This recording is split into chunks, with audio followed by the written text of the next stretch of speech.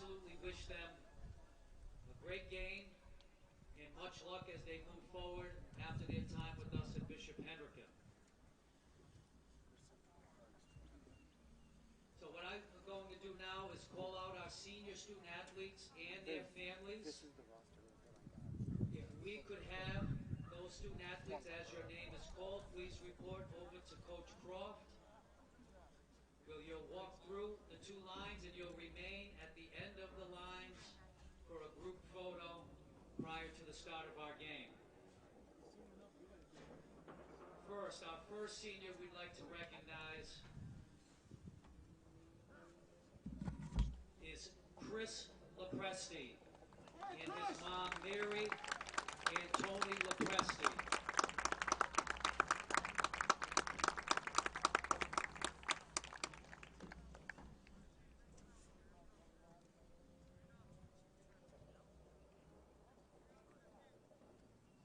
Next senior,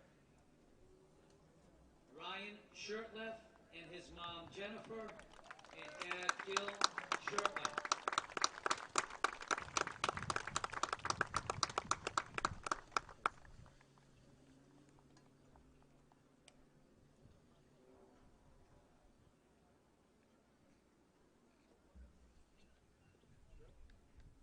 At this time, could we have our senior student athlete, multi-sport athlete, Andreas Andujar with his mom Diana and his dad Andy Andujar.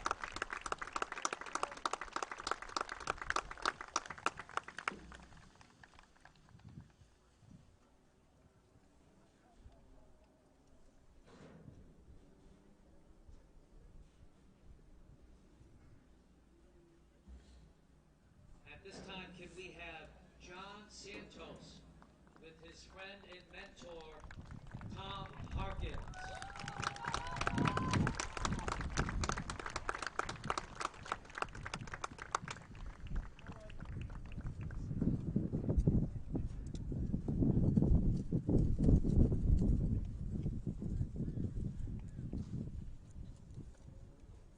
Our next senior student athlete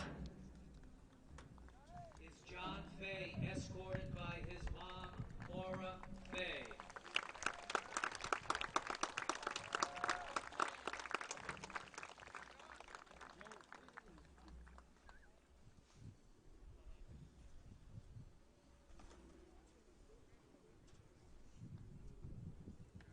Our next student athlete is number 9, Dan Rice, escorted by his mom, Karen, and his dad, Dan Rice.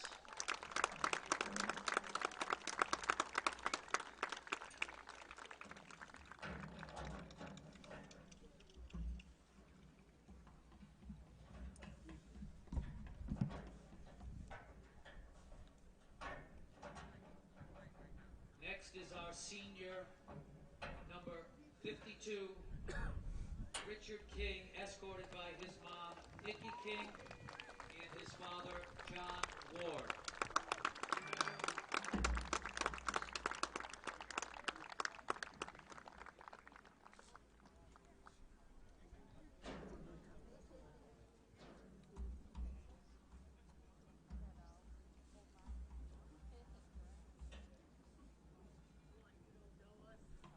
Our next senior student athlete is number 31, Tom Scorpio, escorted by his dad, Thomas Scorpio, his mom, Stephanie Scorpio, and his sister, Victoria Scorpio.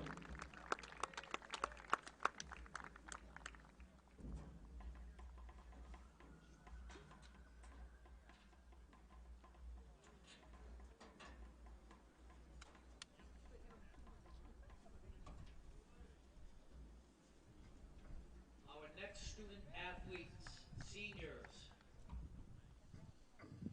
Isaiah Emmanuel, Milan Gill, and Jason Onye will be escorted to the center of the field by Isaiah's brother, Hezekiah Emmanuel.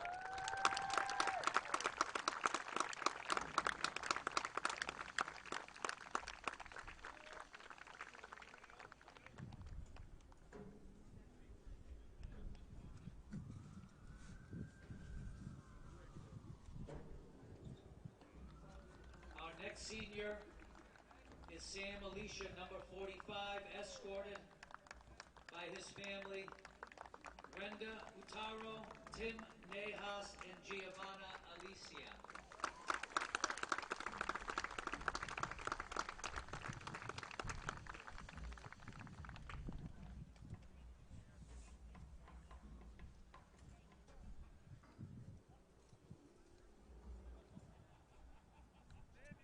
Our next student athlete is number 32, Nate Reed, escorted by his dad, Tom, his mom, Ka, and his siblings, Skylar and Cy.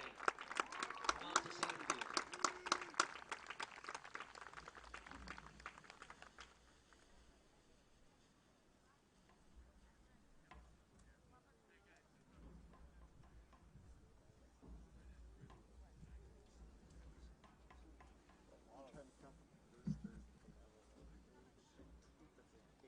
Our next student athlete is Malik Hill, number 29, escorted to the field by Mary Poirier and Juan Fatala.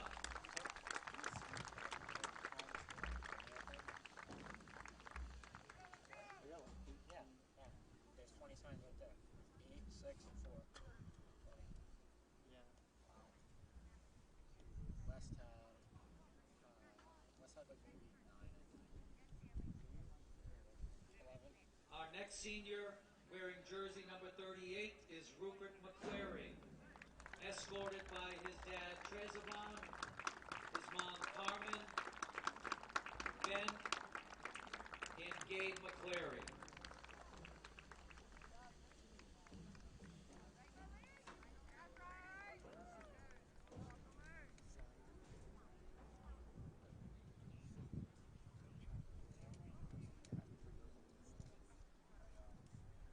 Our next senior is number 53, Chris Cole, escorted to the field by his mom, Stacy, and his father, Chris Cole.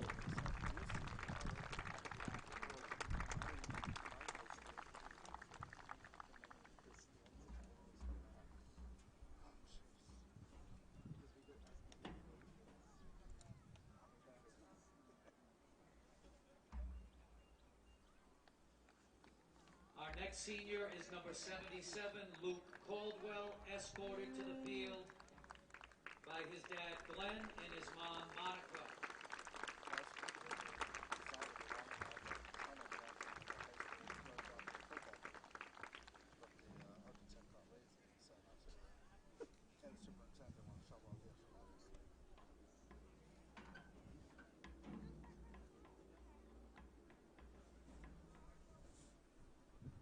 Our next senior is the big man, number 69, Cam Hughes, escorted by his mom, Tori Jo Colantuono, and his dad, Justin Hughes, and Angela Fazia.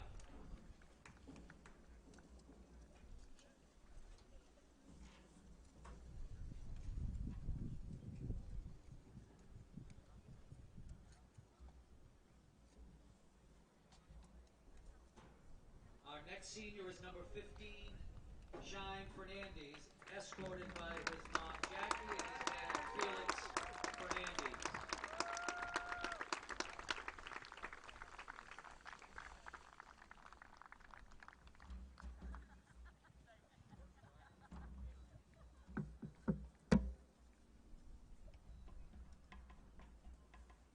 We have two of our seniors that are unable to be here today. We want to recognize those two seniors. That's Zach Laverne and his mom, Paula, and dad, Kevin, as well as Deontay Silva. Please give them a round of applause.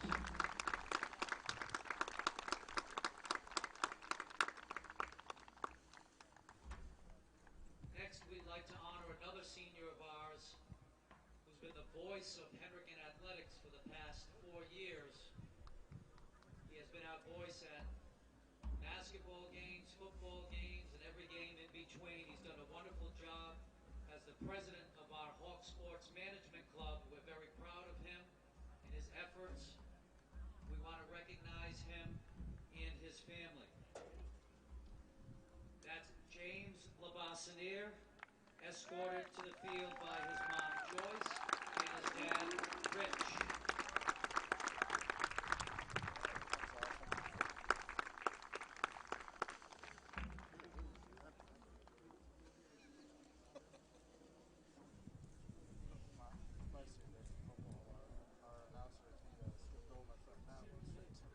We also would like to honor and recognize our senior cheerleaders for their help and support over the years.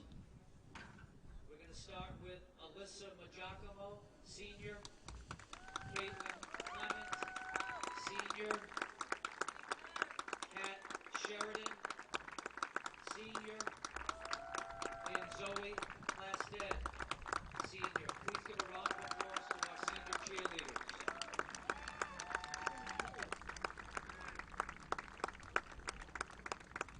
And my message to all of our senior student athletes is one of gratitude and thanks for all of your efforts over the past 4 years, for your time, your effort, your patience, and in particular this year, which has been a crazy year for all of us.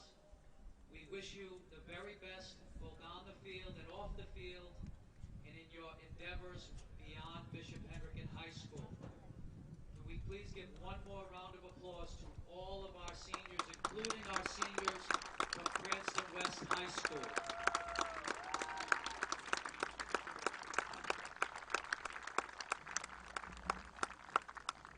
Coach from Cranston West, could I have your seniors just step in front of your group and just give a wave to their families? Can we give one more round of applause to our Cranston West seniors as well?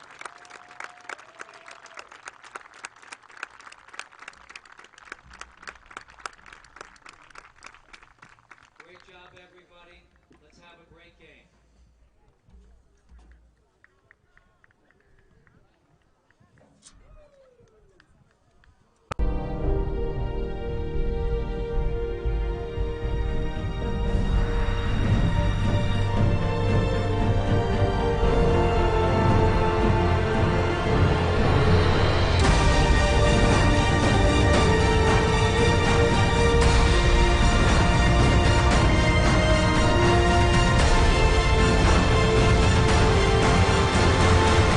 Always ready, always there. Visit NationalGuard.com to find out more.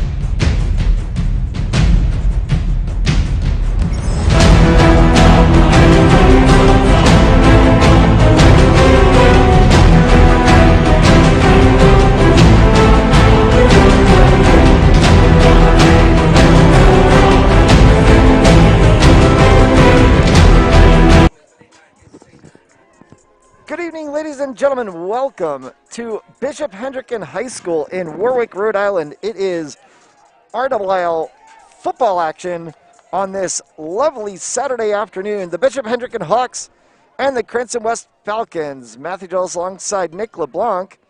Nick, Bishop Hendricken cruising its way to the state playoffs once again at 3-0. Cranston West, a little bit of a difficult season for them this year at 1-3. Yeah, I mean, every season's different. You don't know how it's going to go. I mean, Bishop Hendricken, they're on a nice roll. Cranston West, not so much. But, you know, anything can happen any given night. And who knows, maybe Bishop Hendricken, they could be slow out of the gate. And Cranston could certainly take advantage of that. But either way, it's going to be a great game.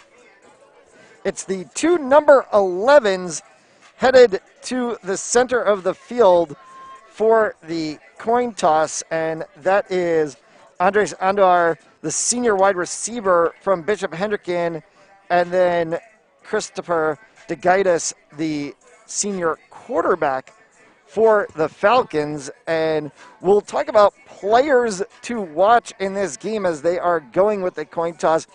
Bishop Hendricken first, taking a look at Shine Fernandez. Shine has been quite a player this year, 5 yards per carry, averaging 2.9 yards after contact, and that's the bigger stat to talk about. Yeah, when you're averaging almost 3 yards right after you get hit, it just proves that you're a tough guy to really bring down, and that's something you want out of a football team in an offense. If you can get 5-6 yards a gain, and you're also getting another 2 or 3 after you get hit, it just proves that you're a tough guy to bring down, and your offense is potent. So while Shine has shined on the offensive side for the Hawks, on the defensive side for the Falcons, it's been Miko De La Rosa, committed to play outside linebacker at Endicott. So he's off onto the next level, that opportunity to play NCAA football. And look, college football, it's a big jump from high school football. The competition is much more steeper. The guys are a lot bigger. And the stakes are higher because, great, no one when's the last time you've seen an NFL player come out of Endicott? But, you know, that is like a step below. I mean, and that is an ultimate goal if he wants to go that route.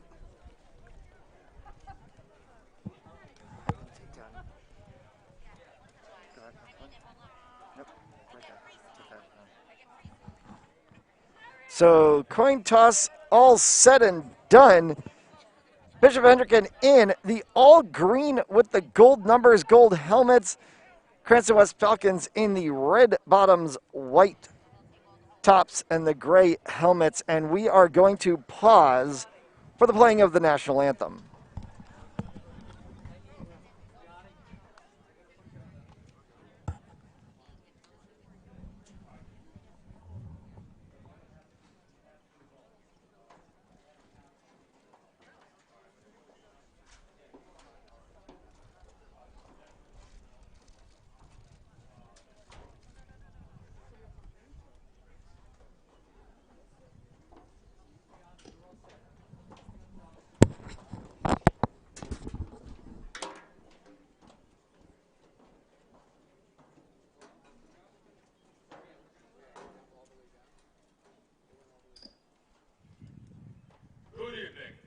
Welcome to Fairfield at Hayden Stadium for tonight's varsity football matchup between the Cranston West Falcons and your Bishop Hendricken Hawks.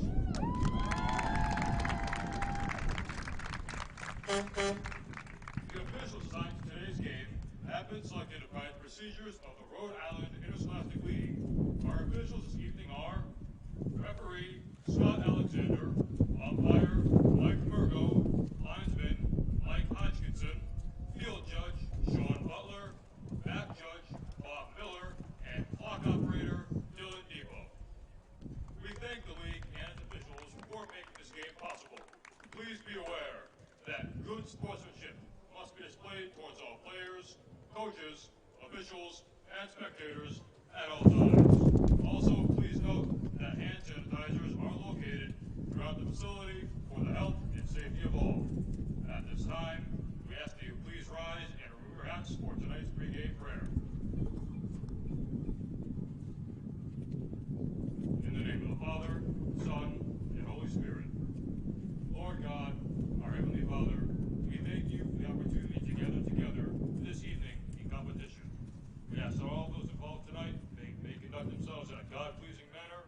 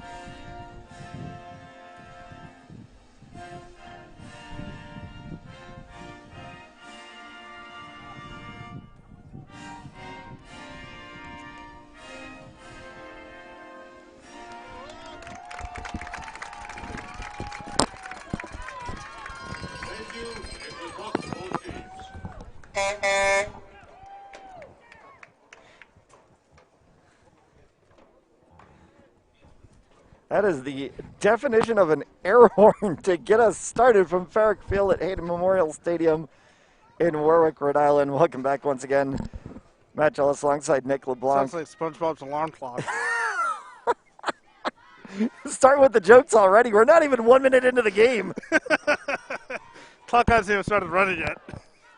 Wow. Welcome to Fans Only Sports Network. It has been a privilege and a pleasure to be with you here through the football season. Launched the brand new name of our network just shortly before football season started.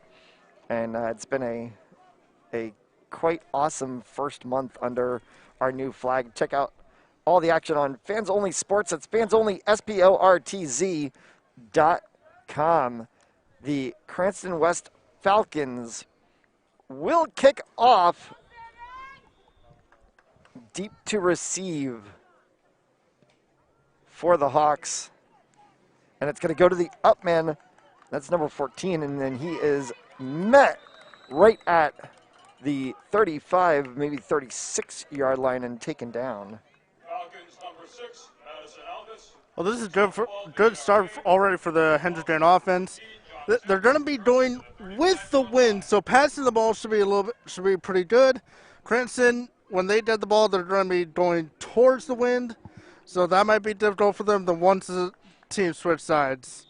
And the Hawks offense under the direction of number 16, David Lynch, the junior quarterback, who has led them to a 3-0 record. Lynch steps back, pass going over top, and it was intended for Andres Andiar and about 5 yards too long. Defended there by number 11, Christopher DeGaitis, the quarterback for the Cranston West Falcons, playing in that defensive back position that we've seen him switch into throughout the course of the season. Good route. It was a good route there by Andiar. It was a nice, beautiful throw as well. Just a little over the head.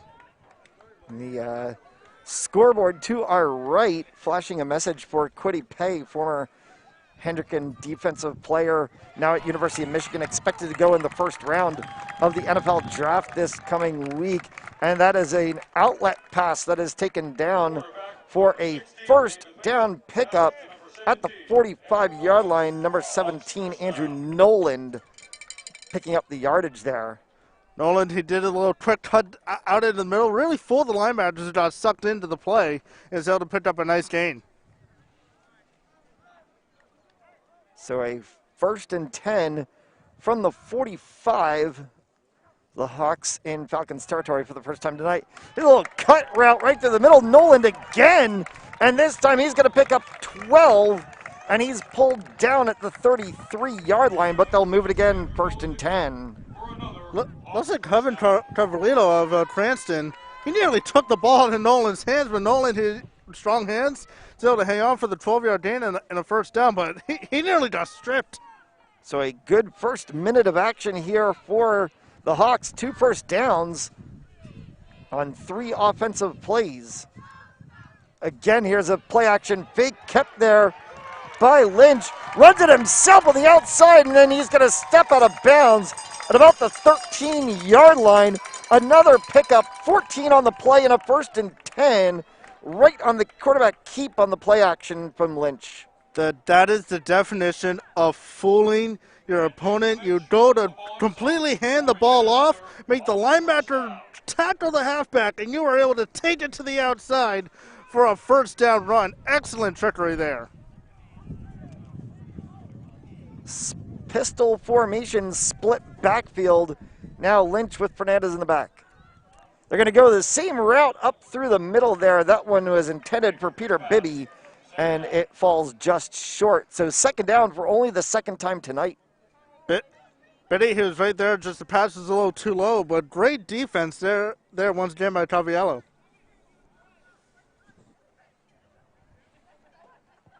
As they set up for 2nd and 10 after the incomplete pass to Bibby. Still again, pistol formation backfield. 2 to the right, 1 to the left. This one goes across to Fernandez. Fernandez on the cutback. Runs. There's the contact, and there's the yards after catch again. I apologize. I meant to say yards after contact, the other yak. But there's the yards after contact again. The contact, and then picks up another 5 after, and it's first and goal as they are at the 11-yard line. Actually, I take that back. That might actually be the 7. I am off on my angle. And that's just another beautifully executed play, forcing the defensive end inside and cutting it to the outside. And as you said, after contact, just keep getting the yards. Fernandez is a tough guy to bring down. So I'm really off on my angle here. We're on a very bizarre angle. That's actually the 3-yard line that they're at as I'm trying to figure out what the lines are. Here's Fernandez up the middle. Touchdown, Hawks.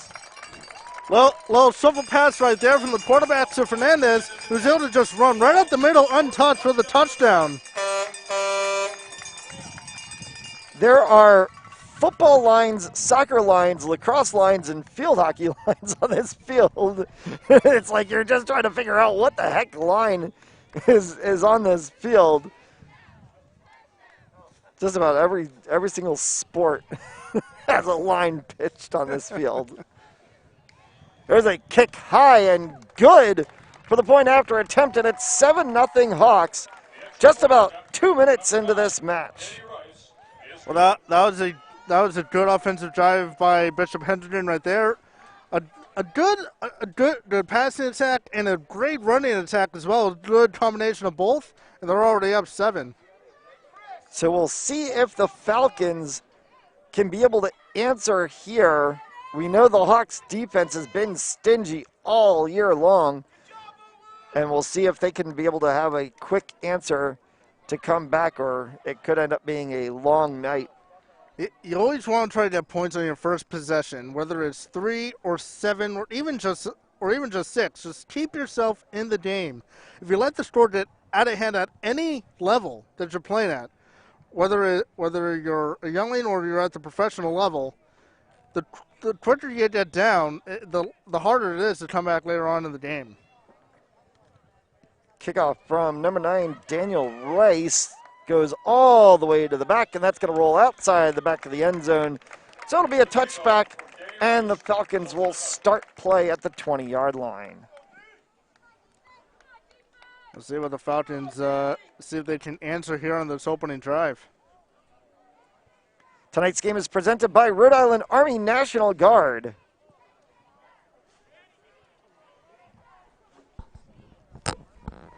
One more football game to go. That will be April 30th. The Mount Hope Huskies and the Pilgrim Patriots currently slated for a 6:30 p.m. kickoff. That action will be right here on fansonlysports.com.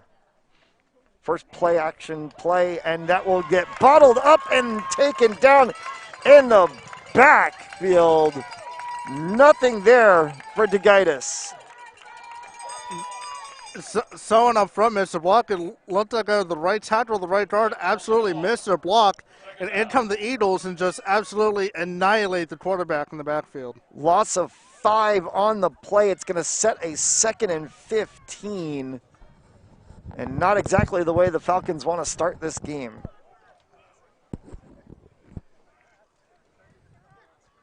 DeGitis takes a snap. Pass play, gets it into the hands and back up to the original line of scrimmage goes Brennan Stetson out of the backfield, the running back linebacker. I think DeGitis, he rushed the pass a little bit. He had time. He had great blocking. I think he had about another 2 or 3 seconds to get the ball off. But either way, though, now you have a 3rd and long. You're back at the original line of scrimmage. Great. Now you got to try to move the ball forward from there. So they pick up the 5 on the play and get back to the original line of scrimmage at the 20, but now it's 3rd and 10. And DeGitis has his work cut out from Stetson in the backfield. Again, they play action fake to Stetson, go right up the middle, and right at the sticks is Hudson Carvalho. I thought he was a little short, but they're doing it in the first.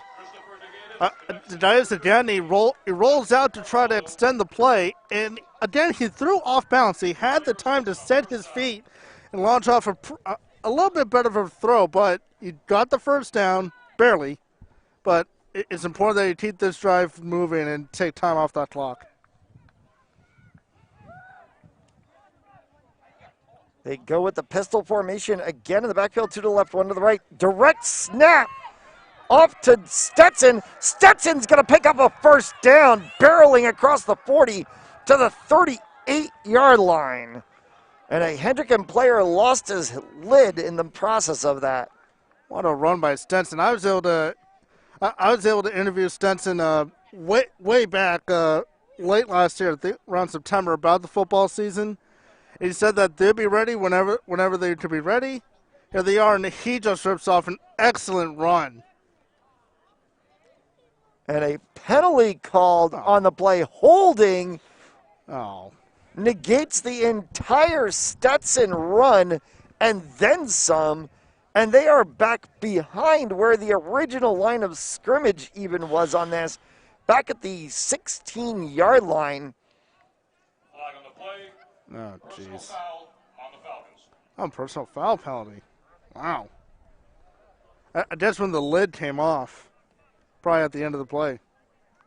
So there was 2 fouls on the play, the holding call and then the personal foul call. So they've erased the holding call. The personal foul call obviously will stand. And it's right around the 16. And it's a first down and very long for the Falcons, as they're going to get bottled up right at the 15-yard line. So another yard lost on the play, and that's going to set up 2nd and pretty long. 25. Well, the Hawks weren't fooled on that play. They weren't fooled by the jet sweep. Direct snap to the running back. Wide receiver tried to come over. Defensive end for the Hawks. He did not go anywhere. Had to get the calculators out for a second and figure that one out. Yeah, 2nd and pretty long. We do not have the benefit of digital spotting. We are at the mercy of our eyes and also off on a very different angle than you would normally see. And you got 3 fields combined into 1. Snap back direct to Stetson. Stetson gets hit, throws one out to DeGatis, and he catches it at the 39. 1st and 10 Falcons. What trickery there. Direct snap to Stetson. He had time, set his feet, and launched a beautiful pass to the quarterback there. Wow. He gets the roll as well. So on that, Stetson to DeGatis. DeGatis ends up at the 49-yard line, catching it at the 39 and then rolling himself forward before contact. And it's 1st and 10 from just about midfield. Direct snap again to Stetson. Stetson rolls right through the middle. Brennan Stetson to a first down on the opposite side at the 44, and a flag on the play. But what in the world is Brennan Stetson doing right now? Making plays. That's exactly what he's doing. He's making a play. He had nowhere to pass it, so he just decides to take it out the gut and run. I don't like the fact that he was holding like it was a loaf of bread. Beautiful run. This one's going to go against Hendricken. Honestly, maybe a face mask. This is going to be a 1st and 10 for the Falcons no matter what at the end of all this. The possession point, it's going to be an unsportsmanlike conduct penalty. So a 15-yard pickup on an unsportsmanlike conduct penalty, and this is going to set the ball all the way down at the 30-yard line. 1st and 10 for the Falcons. You go from your own 44-yard line, your own 44 roughly, all the way down to the opponent's 30.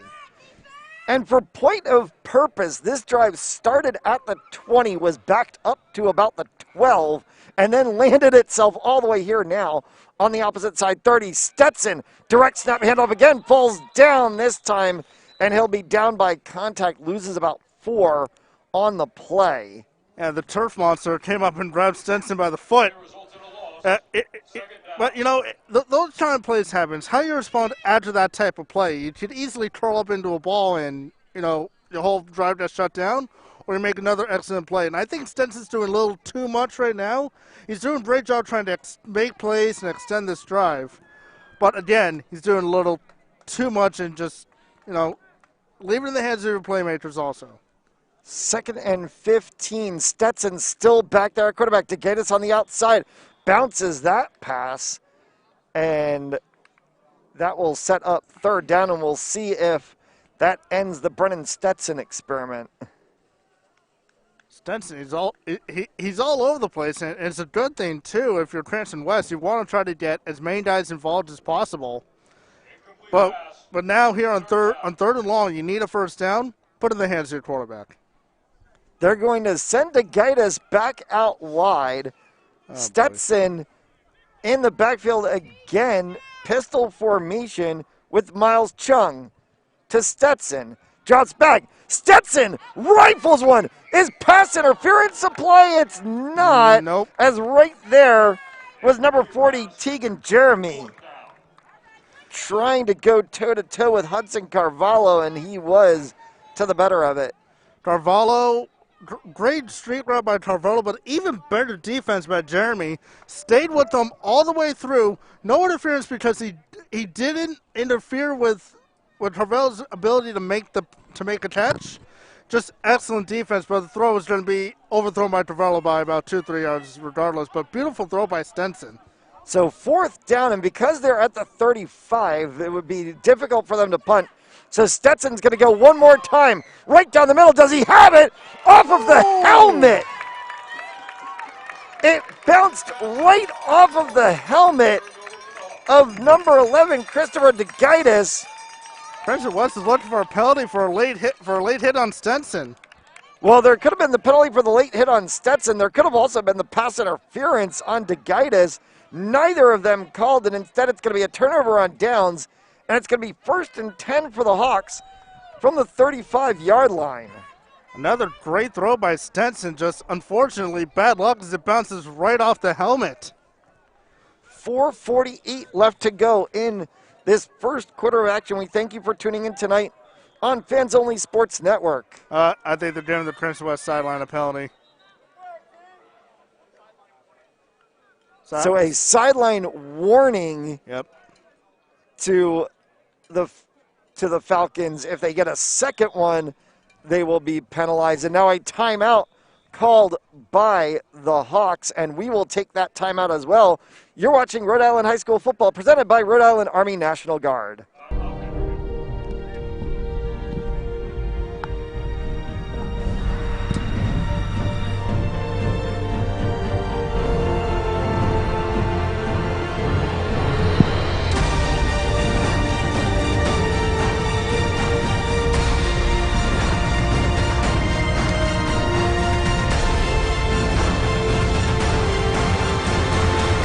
Always ready, always there. Visit NationalGuard.com to find out more.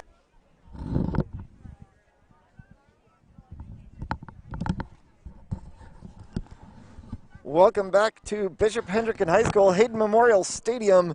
The Bishop Hendricken Hawks and the Cranston West Falcons.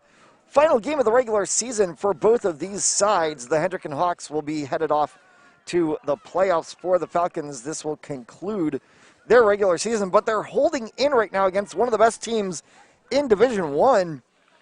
7-0, 4:48 left to go in the first, and a 1st and 10 for the Hawks.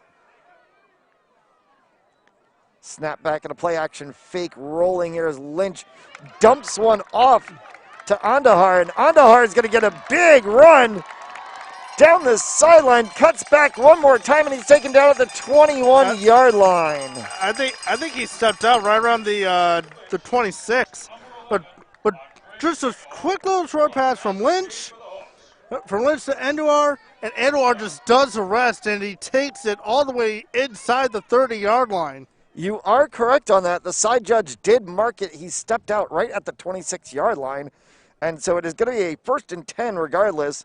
But it will be at the 26 as Andahar picks up a huge run there on a little dump pass play. And we'll see what Lynch has here. I still work after all these years. Goes with Isaiah Emanuel in the backfield. Lynch steps back, goes to throw again. This one a little bit long for the outstretched hands of Andrew Noland. Another great route by Noland. Again, one-on-one coverage, wide open in the middle of the field, and Lynch, he just overthrew just a little bit. But Cranston West, they're going to have a real difficult time if they continue to leave Noland wide open, especially in the middle of the field, because their linebackers are just getting sucked in. That time, the safety didn't pick them up.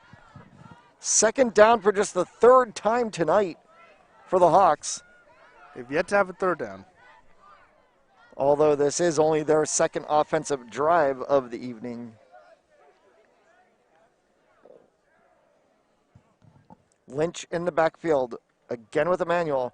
Lynch rolls to his right, and Lynch is going to get wrapped up and dropped for a huge loss back to the 38.5-yard line, and it's going to be third down and about 20. Looked like the snap came a little bit early. It caught Lynch by surprise as he nearly bobbled it and tried to run to the outside to extend the play, but by that time, the defensive end was waiting for him, ready to tackle him, and big sack.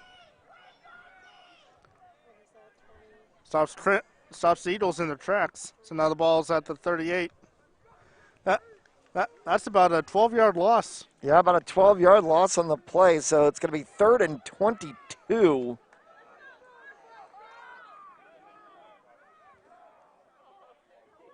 As we tick to 3.5 minutes left in this first, Lynch gets bothered again in the backfield. This one's going to get picked off. Marcus Chung, a huge interception, and he's going to get pulled down back at the 5-yard line. That one just got left in limbo, and Marcus Chung was wide open in the middle. One, that is a lethal hit on the quarterback. He still had the ball right when he got hit. Lynch, still a beautiful ball, but into no man's land right there. And that's where Marcus Chung makes just an easy interception. They don't come easier than that. But huge interception there by Chung to give Cranston West the ball back. But they're inside the 5-yard line. They have a long way to go. A 95-yard field of situations to deal with, and we'll see what happens here. It's going to be Brennan Stetson again. Oh, boy. At quarterback with DeGitis out at the wide receiver position. I don't think they trusted DeGitis throwing the football. This was coming. Carvalho on the opposite side. Sends Chung in motion. Stetson keeps it himself, barrels ahead for about 6 or 7 on the play, up to the 7-yard line. The Wildcat formation isn't a bad formation to have every so often, but when you're continuously lining up and Stenson's getting the ball, no good chance that he's going to run up the middle or pass it, so they're going to attack him. So it's not a bad philosophy for the Falcons because Stenson, he is making the plays, but eventually you got to switch it up. So gain of 3 on the play is going to set a 2nd and 7, and a timeout called by the Cranston West Falcons. Timeout, Falcons. Two things. Stenson, he has an arm, and he is making the plays necessary, but you don't want to rely solely on his arm and his legs to get you to move the ball down the field. Eventually, you're going to get into another third and long situation like they were on the last drive, and you're going to need DeGitis to really throw the football. I don't know whether the Cranston West coaches don't have confidence in DeGitis' arm. And look, I'm not saying that you don't give sense in the ball. He's obviously making the plays. But you don't want to lower the confidence of DeGitis. He is your quarterback, and you got to let him make the throws. Brennan Stetson, 2021 Providence Journal Player to Watch, 2nd team All-State. And talked to Stenson over the phone back in September. Very nice young gentleman. Great conversation, too. And the referee's working out a reporting issue with players. So it seems like the Cranston West Falcons are running like a New England Patriots Super Bowl playbook tonight. Stetson right through the middle. He is going to be just shy of the first down. It's going to be 3rd and a yard to go as he gets the ball up to the 14-yard line, and that may actually be good enough for a first down. He is very short. close. They're going to call him a yard short. As you mentioned, the Patriots Super Bowl playbook, that's basically how they won Super Bowl 53, if you think about it. Though they did have Tom Brady under center for the entire game, but no one to throw to. But seeing, those throws that went to like Mike Vrabel or to Teddy Bruschi or, and here's an offsides. Did they get him hard to jump? count. They got They him on got the it. hard count. They got him on the hard count, and they got number 42, which is Brandon Duran, to jump, and it's going to be first down for the Falcons. That's what happens. A silent hard count. It's very tricky. You got to keep an eye on the football. I don't mind it when the defensive end moves. What aggravates me so much is when the nose tackle moves because he's right in front of the football. There was about 5 or 6 people that actually moved on that play. They'll call it on number 42, Brennan Durant. I'll call on someone. Snap here to Stetson. Stetson looks, throws a little change pass, gets it into the hands of Teddy Shackelford, and Shackelford picks up 5 on the play for a 2nd and 5 from the 25. And the Falcons are moving the ball with seeming ease against this very highly ranked Hendricken defense. Good little quick out route there by Shackelfield to give Stetson an option there, but Stetson, he was hurried because, again, the offensive tackles, they missed the blocks. And when you miss an assignment, a play's going to end up blown up. Stetson sets. This time he'll get pulled down in the backfield right at the line of scrimmage. Maybe loses a yard on the play. So he's going to lose about 4 on the play. It's going to be 3rd down and 9. Right up the B-gap. Linebacker came right up the B-gap, beat the center in the guard cleanly, and would get a hand on Stetson. His teammates were able to come in to finish off the play. And we apologize for the clock differential. There is actually 20 seconds left on the clock, and with that being the amount of time in there is a 40-second play clock. They may either take this down and call it timeout, because I believe they're about 1 or 2 seconds ahead, or they're just going to take this to the end of the quarter, which they are going to take it right to the end of the quarter. And so that's it, with the Hawks leading the Falcons 7-0 at the end of the first quarter. You're watching Rhode Island High School football, presented by the Rhode Island Army National Guard.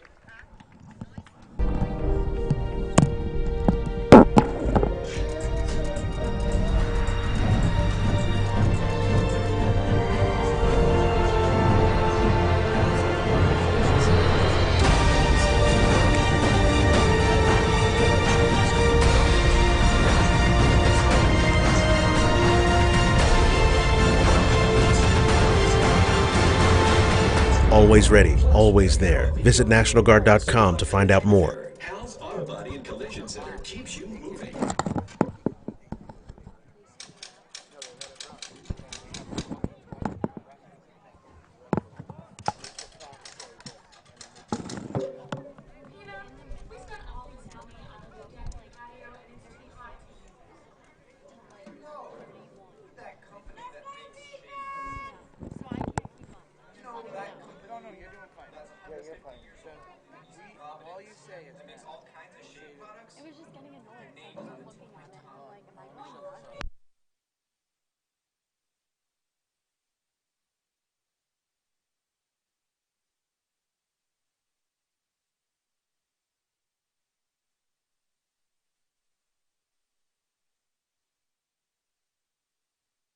You're doing great.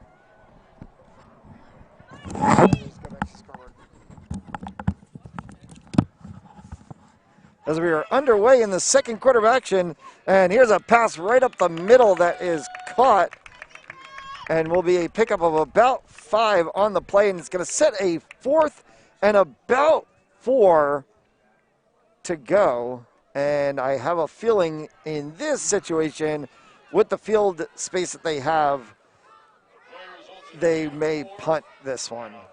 Notice how the Eagles starting to blitz now up the middle to really get to Stenson. And that's just a sign of calling the same play or the same formation over and over. Bibby receives the punt and then will be hauled down at about the 47-yard line. So it's going to be a 1st and 10 for the Hawks. When you look at it, with what Hendricken has done all season long, 7-0 at the end of the first, you just marked off one small victory on the night if you're Cranston West. And that's something that what Cranston West know and the Eagles know. When you hold a team to only one score and really one quarter, it's really great. Here's a play right up the middle and running for about 7 on the play there is Andrew Picard. Good run there by Picard. He was able to get it, bounce it to the outside. When I played high school football, granted that was about 8 years ago, we had this one team always dominant in their Division II, but my senior year we held them to only 7 points the entire game, and they went undefeated. And these steamrolled teams. We're their toughest opponent. We're Division V. We're a Division V team. We nearly beat a Division II school. And a penalty on the play, and it's a personal foul call against Hendricken. So it's going to back them up 15 to the 41-yard line. So 1st and 10 from the 41 now. Lynch sets back. Pass complete to Fernandez, and he's going to pick up about 6 of that. Oh, I'd tacked on another 15 to that one. And another flag on the play, and we'll see where this one goes. Is it coming back? Flag in the backfield. No, I think the Eagles are trying to gain yardage here. Hawks. The Hawks. Hawks and Falcons. Yeah. Kind of crazy. They're all birds. They're all birds. Oh, jeez. This one's going to go against Cranston West. As I thought. And so that's going to reset. That's going to reset things for the Hawks now, as they're going to end up with 1st down and 3 on the play. It was a late hit after the whistle in the backfield on the Falcons. You just see that clear as day. My apologies. 2nd down. So 2nd and 3 to start. Lynch in the backfield alongside Fernandez. Lynch pitches one to the outside. Caught right there and turned was Andrew Noland. He goes out of bounds, but it's good enough for a Hawks 1st down. Lynch and Noland again connecting there. And Noland, he didn't do anything too fancy. Just a quick 5 yards and out, right to the sideline, 1st down. So the new line of scrimmage set will be the 33-yard line. It'll be 1st and 10 for the Hawks. 7-0, 10:28 left to go here in the first half. We thank you for tuning in tonight on fansonlysports.com. Little play action fake there going right to Isaiah Emanuel. Emanuel's going to get the outside edge, and then he's going to cut back again, and Isaiah Emanuel down to the 13-yard line. 2 flags in the backfield, but first off, it was a high snap. A great job by Fernandez to really come down with it and make something. I think this play is coming back, but it was a great run by Fernandez to bounce to the outside, shake off a couple of tackles, and get it down inside the 15. But again, I think this is coming back for a holding call. There's going to be a block in the back, something you don't see too often on an offensive play. Usually you see that on a special teams play, but an illegal block in the back, and so you are correct. That is going to come all the way back, and we're going to get 1st down, but it's going to be from the 47-yard line. It's a shame, too, because Fernandez, he shook off 2 tackles there. Got down inside the 15.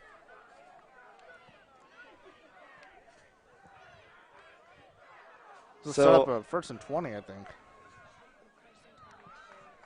1st and 22 on the reset. 15-yard penalty for the Hawks. Fake there. Throwing it all the way downfield and just over the outstretched arms of Tegan Jeremy. That's a bit of a high snap there for the Eagles, and Lynch was able Hawks. to come. That's the second time you've done that tonight. Hawks. I know you're watching the green and you're kind of like, hey, you know what?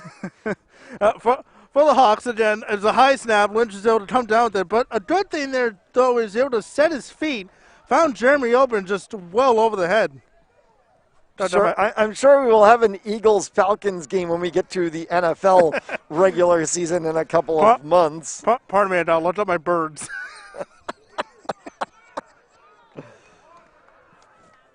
Lynch in the backfield with Emmanuel. Play action fake goes to the outside for Nolan off of his fingertips. And a 3rd and long coming up here for the Hawks. I think Hudson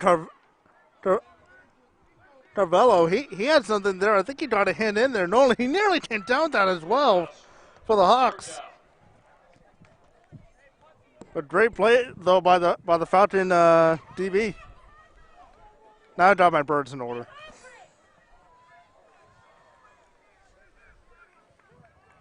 Instead of ducks in a row, got my birds in a row. It's going to be 3rd and long here. Lynch in the backfield again with Emmanuel split wide. Man in motion is Bibby. Lynch steps back. He's going to be run on. They're going to dump the pass off. It's going to go up the middle. Opportunity here to try to get back. There's a huge run to the house. Reservations for 6 on the back of Tegan Jeremy. Such a celebration penalty is going to knock it back, so no penalty on the Hawks, but it was just a fantastic throw and run. Lynch is scrambling. Fernandez is able to find a hole in the middle, beat the linebackers. I don't know how the heck that happens, but he beat the linebackers, and he just steam trucks someone, just stiff arms him to the ground for that fantastic run. But again, they're going to get knocked for the excessive celebration. But great run. Didn't see the flag come out on the play, just having a conversation. It looks like they're just having a conversation with the Hendricken coaching staff, but an absolute total play there.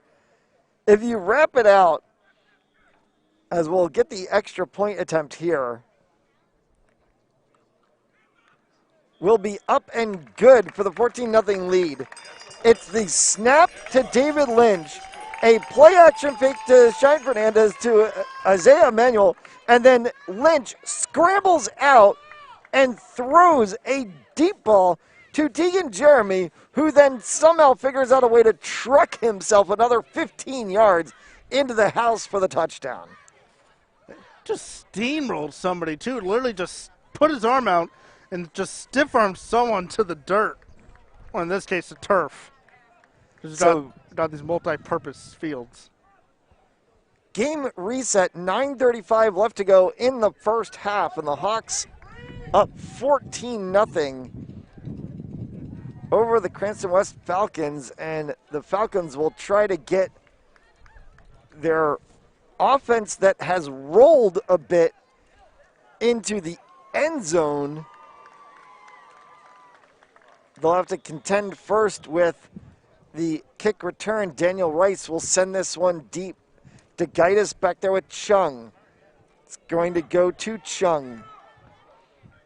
Chung will get to the 20, still on his feet for a second before he's bottled up and taken down. And they'll start 1st and 10 from the 20.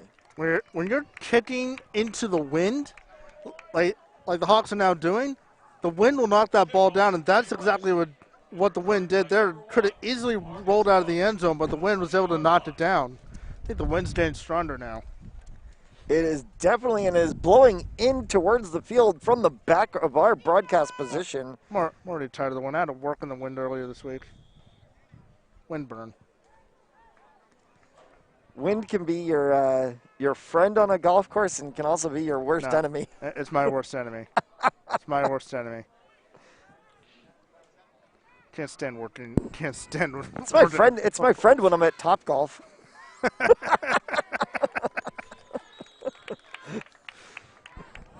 It's your friend while you're playing. It's your worst enemy when you're working ground crew. True, very true. Little pickup of about 3 on the play there. It sets it for 2nd and 7. Stetson does the keep as he continues his exploits at quarterback. 3 wide for the Falcons. Stetson goes up in the air to DeGaitis. Marked heavily there by number 29, Malik Hill. I'm just getting sidelined. They were looking for a flag there. I don't think so. I mean, there's contact on both sides, but if both guys making contact, no point in throwing the flag. Just excellent coverage, and I wouldn't say a great ball thrown. It looks a little wobbly. But was able to get some air under it, so great pass, just better defense. This is the last regular season game for both sides. The next game for the Bishop Hendricken Hawks will be the Division I RIIL playoffs. This one goes right up the middle. Little miscommunication there on the route between Stetson and Chung, as Chung was about 5 steps behind it, and so it sets up a 4th down. And we will see DeGaitis to punt for the Falcons. Chung did a 10-yard slant route, and Stetson just overthrew him by about 2 yards. 2 receivers back deep for the Hawks at the 50-yard line. Bibby back there, along with Picard.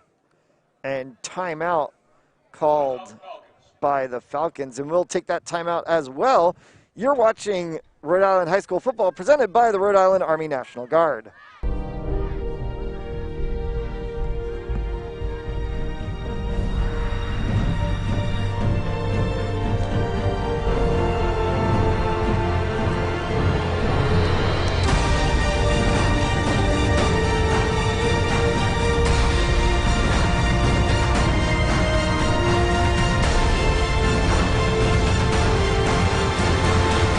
Always ready, always there. Visit NationalGuard.com to find out more.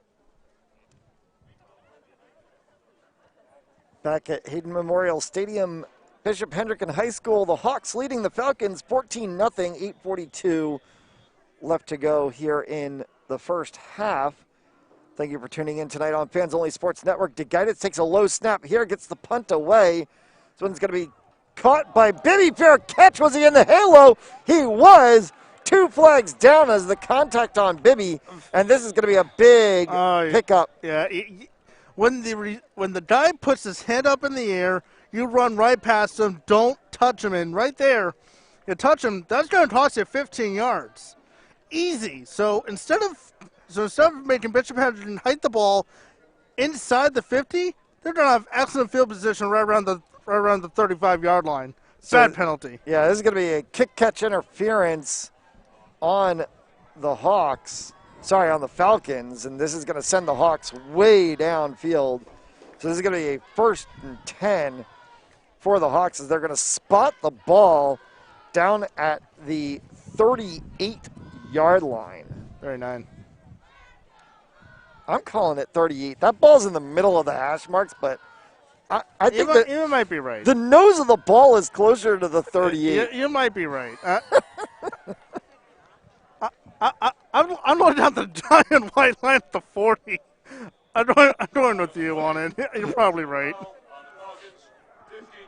What do I know? It is hard when they put it right in the middle. Lynch, handoff there to Fernandez. Fernandez cuts again after contact and gets it for another Hawks 1st down. Fernandez, he is a tough guy to stop. As we said in the open, roughly 3-4 yards after contact, and he's just proven why he's one of the best running backs here, really in Rhode Island right now. Shine Fernandez, a senior for the Hendricken Hawks, and the son of one of Fans Only Sports Network's own, Felix Fernandez, host of Political Goat. Catch his show on our, what do we want to call it? Brother network, sister network, nakedsports.com. There's a huge hit on the late hit. They're going to call pass interference on the Falcons for the first time tonight. The hit on Andrew Noland. He's trying to play the ball. He really is. And you have to call it, but he's not trying to intentionally knock the receiver down. He's trying to play the ball. Well, we're not to die down, though. It has to get called. I have a little bit of sympathy there. I was a linebacker. I was never good as a defensive back. Since we mentioned the other network, would mention your show as well, too, Titletown Throwdown. Yeah. Which I heard you might be moving the show. I am, yeah. Moving it to Saturday afternoons. That's going to be awesome. Now I got something to do on Saturday afternoons. Yeah. Yeah, work Saturday mornings until 10 and do a show at 1. NakedSports.com, part of our family of networks, and when we say that, we get a lot of laughs out of it, but we don't mean that way. We just mean it's uncut, uncensored, kind of a barstool type network for us that started over the summer as we were all figuring out things to do to continue pivots during the pandemic, and you can check that out at nakedsportsportz.com. Check out Titletown Throwdown with Nick LeBlanc. Yeah. Next week's show will be interesting. See how mad I am at Bill Belichick for not drafting a quarterback near the round 2 or 3. No, he's got to draft him at round 6. I want 199. 199. No, I don't want better. The Trey Lance won't fall that far. Trey Lance will be long gone by pick 15. The Patriots had to get a quarterback either not first round. Second round, you can find a nice guy like maybe a Kyle Trask or a Kellen Mond, really.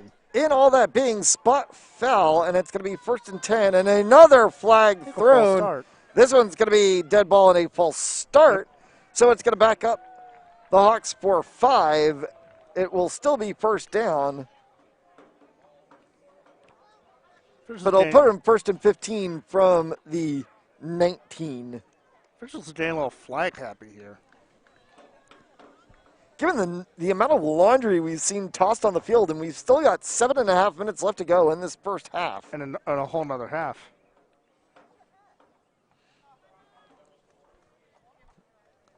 Still 24 minutes to play after the halftime break. Lynch in the backfield with Fernandez again. That's a Lynch. Lynch going for the back corner, and right there is DeGitis toe-to-toe with Andahar. That one's incomplete, so second down.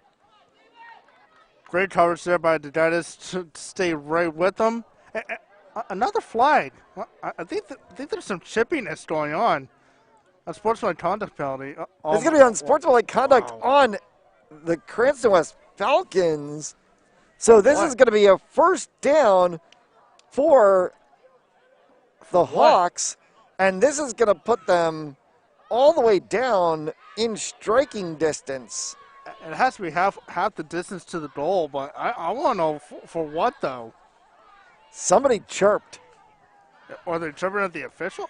They're not chirping at the official, but they might have been chirping at a Hendricken player. All that being said, the referee's now walked over and talking with the Cranston head coach. I think the Cranston head coach is just giving up on it. All he can do is pretty much just shrug his shoulders and accept it. That's all he can. He can happy all you want, unhappy all you want. Oh. Bring up 2nd and 5 then. Still about half the distance. Yeah, so 2nd and 5 from the 10-yard line. When all is said and done. Still got 7 minutes left in the quarter. Lynch in the backfield again. Fernandez split a little bit wide to his left. Going for the back corner off the hands of Andahar. Third down. Sets a third down as it was defended well there by DeGitis. Well, DeGitis again is staying right with his man again, and Aguilar, he's right there, tried to jump up and make a spectacular catch, but just over the head. But again, great defense by DeGitis on back-to-back plays. One of them was negated. I think this is the Hawks' first third down all night. Second third down of the evening. They do have Daniel Rice, who has a pretty good leg, so they are clearly potentially looking at a field goal and in field goal range, and here's a flag, dead ball, offsides. Oh, my Offsides on Cranston West. Oh, boy. And that's going to be enough for a first down. That's a bad penalty to take, especially, look where you are on the field. You're backed up into your own end zone. That Is it going to be enough for a first down? No. It's going to be a yard shy. That was So it's going to be 3rd and 1. That was 3rd and 5. 3rd and 1. 6:50 left to go in the first half. Snap here by Lynch under center. Fernandez tries to barrel through. He's stopped right at the line of scrimmage. Maybe gaining a yard on the play. One of the few times he's been stopped today because he is just torturing this defense. It's going to set up 4th down, and with it being 4th and 1, looks like they're going to keep Rice on the sideline here. Yeah, it's about 4th and inches. As Jeremy trots in. Smart play call. Give it to them. Cranston West, they have nothing. They have nothing going. They can't stop you. They're shooting themselves in the foot penalties. Why not? Up 14-0. You've got the lead to play with as well. If this backfires for the Hawks, they're still with a good condition. They go to Jeremy. Penalty flag on the play, but Tegan Jeremy runs it in for a touchdown. The data took the holding. And this is going to be holding, and it's going to come back.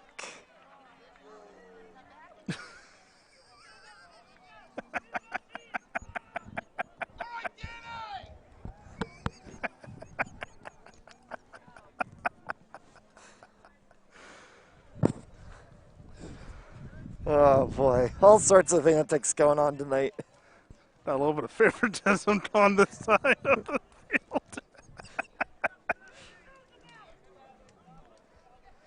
Not trying to name names, though. Not trying to name names. Not naming names? Just keeping it out there? Not in terms of field goal attempt. So set up a long field goal attempt, hooking it, but keeping it inside of the left upright is Daniel Rice. And it's going to be 17-0 Falcons. Sorry, 17-0 Hawks. I got to get my birds in a row now. Jeez. What? You think by the last game of the regular season we'd have this.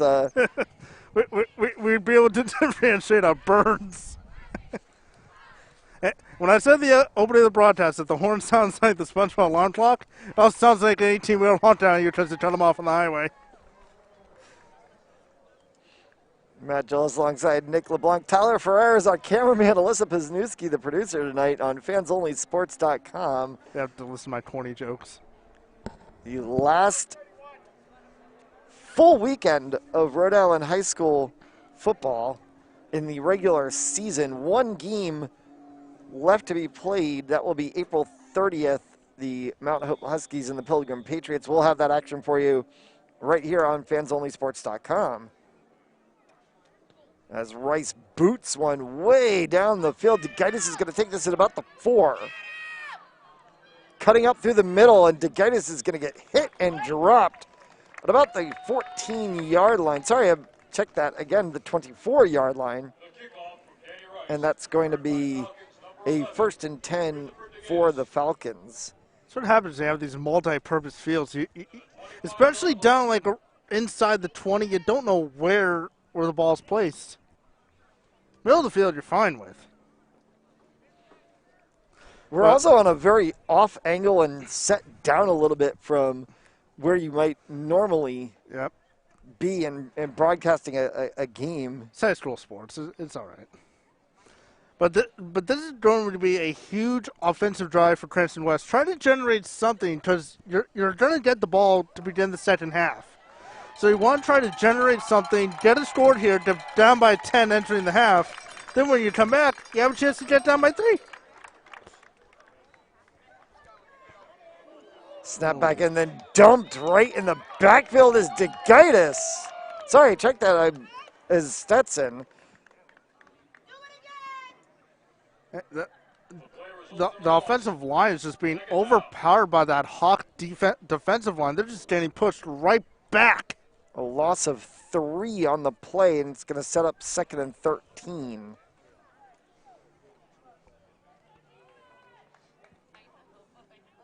Carvalho checks out. Looks like it was a loss of 2, I think. 2, 3. 2.5. Snap here to Stetson.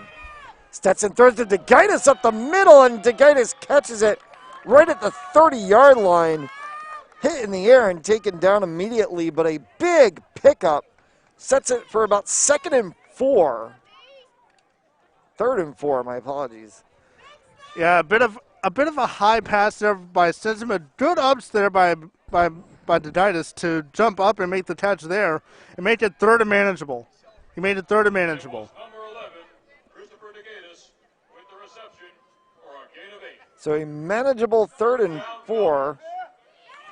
Stetson cuts to the outside, runs through the middle. He's going to cross the line. Good for a 1st down to the 39-yard line. That was good there by Stetson. Looks like he tried to fake the handoff and then takes it to the bounces it to the outside. Is able to run up the middle for a 1st down. Now he's played a huge part in this offense in the 1st half.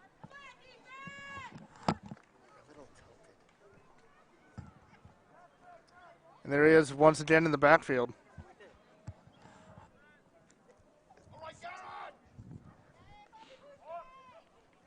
Stetson to DeGaitis on the outside is hit right away. Picks up about 2 on the play to the 40-yard line. Pressure, another high pass, and just a blown-up play. Stetson, is not getting really not getting a lot of help from his offensive line. They're being overmatched, overpowered, and he's not really. He's trying to set his feet and deliver a good throw, but his last 2 throws have been very high. Stetson continues in the backfield. Has Chung to his right. Rolls, throwing one up. DeGaitis gets there, pass interference. Oh, easy call. Easy call. DeGaitis, he was able to get a hand on it, but I believe it was Nathan Reed who was able to knock him down in the process of trying to make the catch. Either way, huge break there for the Falcons. It's going to be a big pickup and a 1st down on the play. That has to be a spot foul. As Cranston West is walking back for a second. 5-yard penalty on Hendricken. What? 5?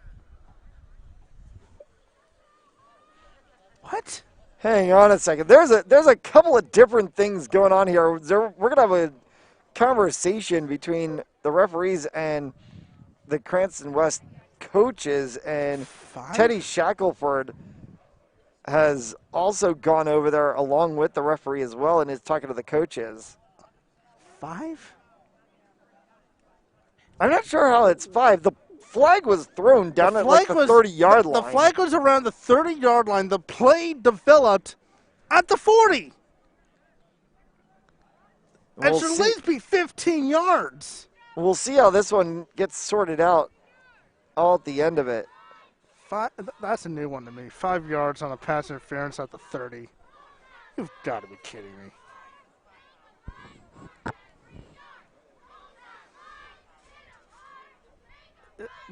The ball was snapped around the 40-yard line, and the flag was thrown around the 30-yard line.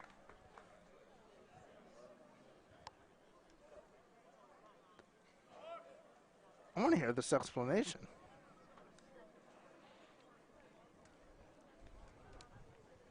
There's more conversation going on between Shackelford, the referee, and the West coaching staff.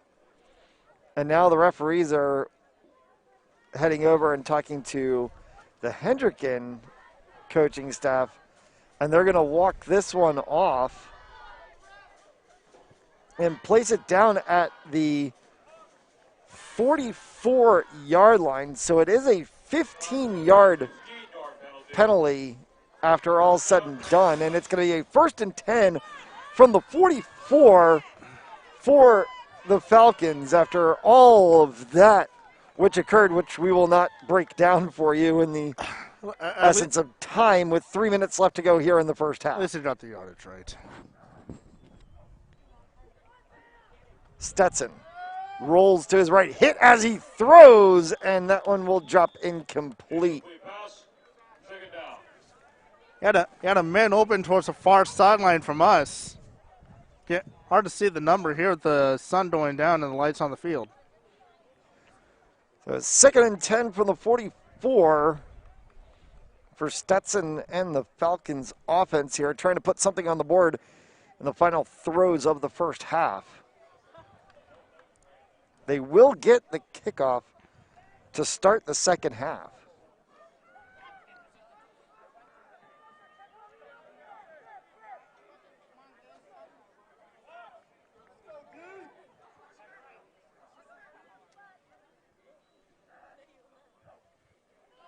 Stetson rolls right through the middle. He's hit immediately and dropped down by Jawin Bodden. Once again, the Falcon offensive line is just getting overmatched and overpowered by that Hawk defensive line. They're getting pushed right back, and Stetson has nowhere to run. I think it might be time to switch up the formation a little bit. 3rd and roughly 12 on the play, and now they're going to have to go for a pass play here if they want to try to continue this offensive possession. Still doing the wildcat for me. No. As it's now DeGaitis back under quarterback. So the wildcat is now DeGaitis, though he is directly next to Stetson in the backfield, who is also listed as the running back. They're going to go to DeGaitis. DeGaitis, little check pass to Stetson. Stetson is going to get up to about the 40-yard line and then taken out of bounds. And they're going to say he was stopped from forward progression inbounds, so the clock continues to run. Well, at least they switched up a little bit. Direct snap to DeGaitis this time, but still a quick handoff to Stetson. And a 6-yard gain for the Falcons. A critical 4th down here to try to put something together in the final minute 20.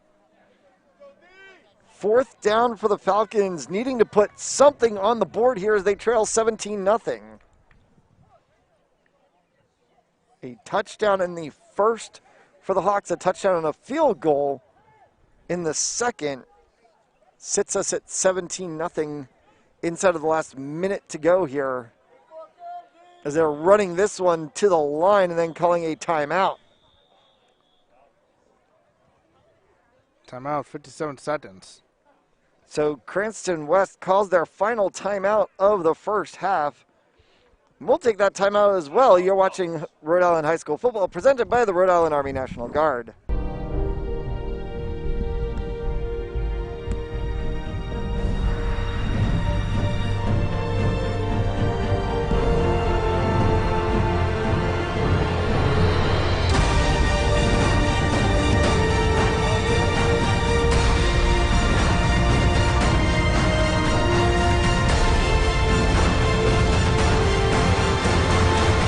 Always ready, always there. Visit NationalGuard.com to find out more.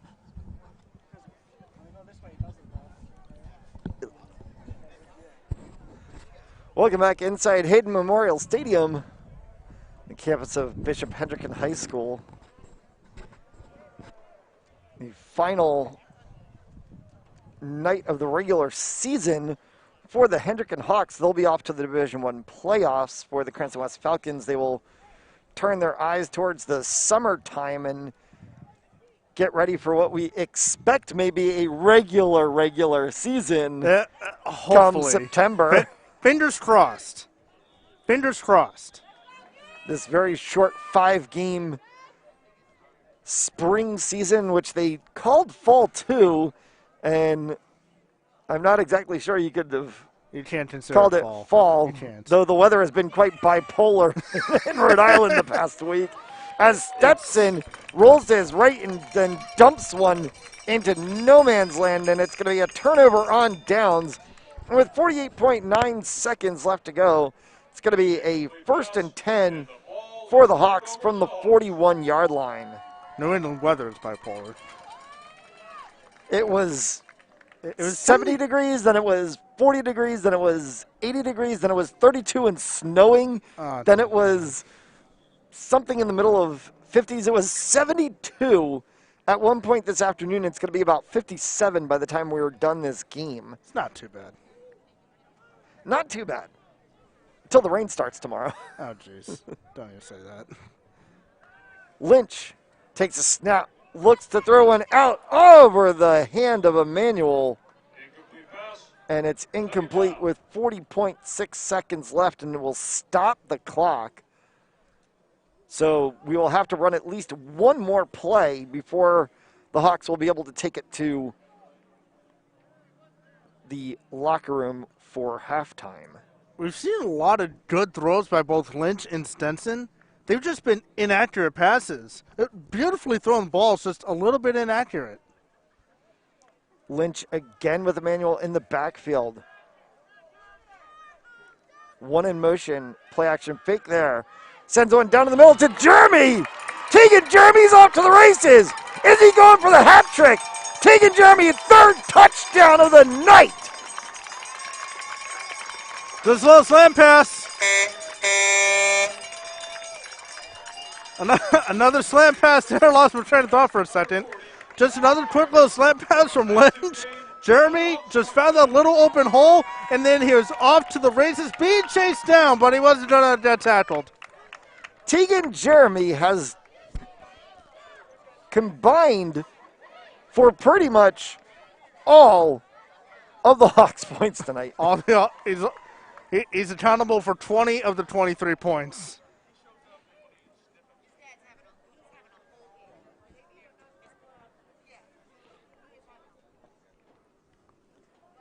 Rice is going to add the extra point, and it's going to be a 24-0 Hawks lead with 26.5 left to go in the first half.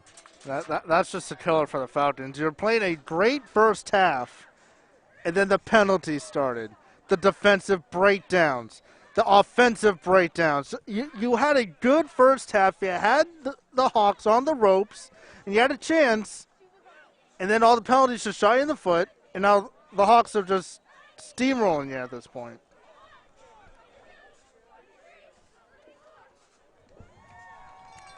And as the Falcons stand on the field, Chung back deep along with DeGaitis, as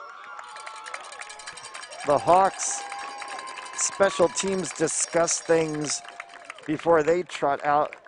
Rice will send this one deep. And the Falcons will have to figure out during the halftime what to do that will break this Hendricken Hawks defense and get them some opportunity to put points on the board. The first thing is start playing penalty-free football. That's the first thing they need to do. A low ball that squibs around the 10-yard line. DeGaitis picks it up and then goes down at the 15. And it'll be 1st and 10 for the Falcons with 19 seconds left. The turf monster strikes again. And I'm wondering if we may just see the Falcons kneel this one out and take it to the locker room. What do you see Twitty Pay doing in the draft? He's going to be up there. I mean, He has to be. I want to say top 5. He- But the number of quarterbacks, the number of Top quality, 15. the number of quarterbacks and the number of quality quarterbacks that are in the draft make it difficult Yeah, for a defensive player to go in the top 5. But I think Twitty has a great chance to go within the top 15, 20 picks. Quiddy Pay, former Hendricken Hawks star, started at University of Michigan and is now headed to Cleveland, Ohio for the NFL draft. He might not necessarily end up with the Cleveland Browns, but he will be in Cleveland, Ohio for the NFL draft. As we're going to come to the end of the first half, the Bishop Hendricken Hawks all over the Cranston West Falcons 24-0. You're watching Rhode Island High School football on FansOnlySportsNetwork.com.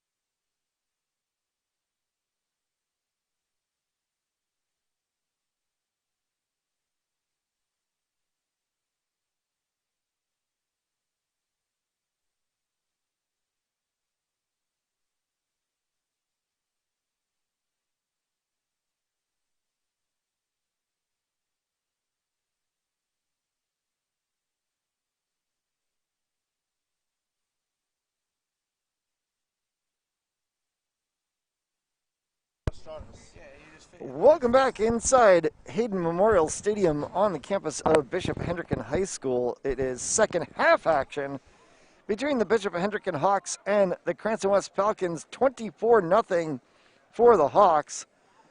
On Fans Only Sports Network, Matt Ellis alongside Nick LeBlanc.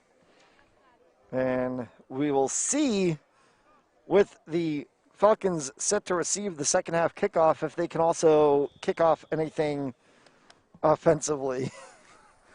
They need something. Just try to carry some momentum heading into the regular fall season. As this one is going to sail over the head of DeGitis and Chung both and out of the back of the end zone. So it's going to be a touchback, and it will set up a 1st and 10 from the 20-yard line for either DeGitis or Stetson, whoever comes out as quarterback for the Falcons. As we saw, mostly DeGitis for the first series, and then all of a sudden it was Stetson the rest of the way until about the last 2 plays of the first half.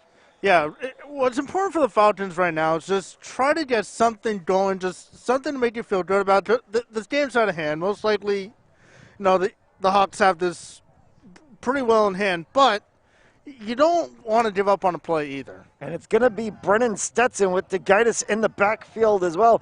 Stetson evades a couple of tackles, gets back up to the line of scrimmage, maybe gains a yard on the play, and sets up about 2nd and 9. He nearly got stripped of the ball. I mean, again, it's just coming to poor execution on the offensive line, and when the defensive end's coming in there to disrupt the play, it's going to get blown up. Tyler Ferrer, our cameraman tonight, Lissa Pazniewski, our producer, on what was a sunny and warm day that has turned into a bit of a chilly, more feeling like fall evening. It's a brisk night. It's a brisk night. Tomorrow's April 25th, so all you'll need is a light jacket. Then the next day you'll need your winter jacket.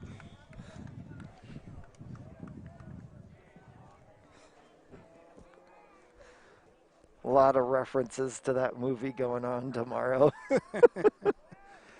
Get the memes ready. It's going to be a lot of pictures of William Shatner on the internet tomorrow. Oh, boy. Poor William Shatner. And not Star Trek related either.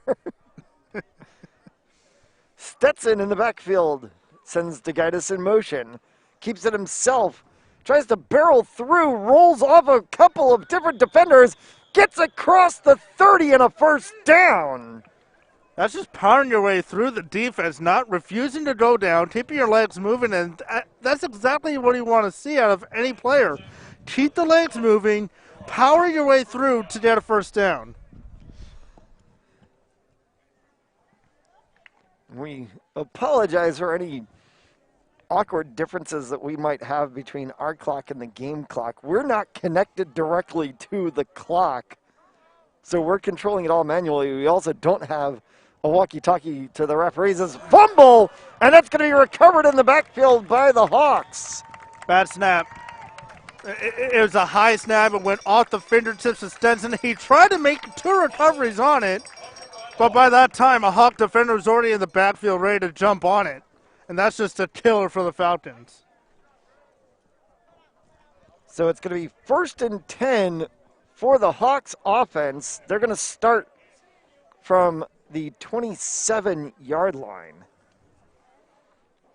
as Lynch will trot out to the center of the huddle. Nothing better than a short field if you're an offense. In round 24. On the yard, Thomas Scorpio back there.